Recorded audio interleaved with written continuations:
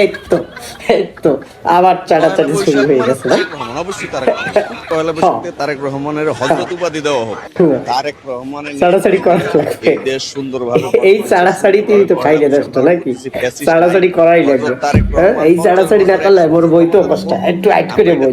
আর ও এইভাবে একটু পয়লা একটু বৈশাখ একটু হিন্দু মুসলিম দেনে বই নাকি? সবাই হ্যাঁ, মিলে এই দেশটা হ্যাঁ, ঠিক সুন্দরভাবে ঠিক সমস্ত ঠিক। বর্ষ এই পয়লা বৈশাখ বলেন, চৈত্র সংক্রান্তি বলেন, পয়লা ফাল্গুন বলেন, সব হ্যাঁ, উৎসবমুখরভাবে পালন করে। এই চাড়াচাড়ির কারণে তারেক কিন্তু রহমান যেভাবে একটা দল শেষ হয়েছে পরিবেশে বলতে গেলে। তা এই জনগণ এখন চাড়াচাড়ি আর করে না। ঠিক ঠিক ঠিক ঠিক ঠিক ঠিক ঠিক বুঝছেন? আমি একটু পাউডার নামাই বই, নাহলে বেয়াদবি দেখায়। পাউডার যদি নামাই না বই তাহলে কিন্তু বেয়াদবি দেখায়, ঠিক না? বল, এই চাড়াচাড়ি গুলা ভাই আপনারা একটু বাদ দেন। চাড়াচাড়ি যতদিন বাংলাদেশে বাদ না দেবেন ততদিন কিন্তু বাংলাদেশ ভালো হইবে না, বুঝছেন? এই পয়লা বৈশাখ উদযাপন করতেছেন, এটা ভালো কথা, এটা করেন। মোরা করতে পারিনি, মোরা যাইনি, সম্প্রীতির হয়তো বন্ধন ব্যস্ততার সবাই লাগিয়ে নিয়ে একসাথে বা দেশটা কাজের চালাতেছে। লাগিয়ে, কিন্তু আপনারা করতে আছেন এই পয়লা বৈশাখ এইটা তারেক ভালো, রহমানের উৎসব ঠিক করে আছে? দেওয়া উচিত সারা কিন্তু এখন বাংলাদেশের মানুষকে।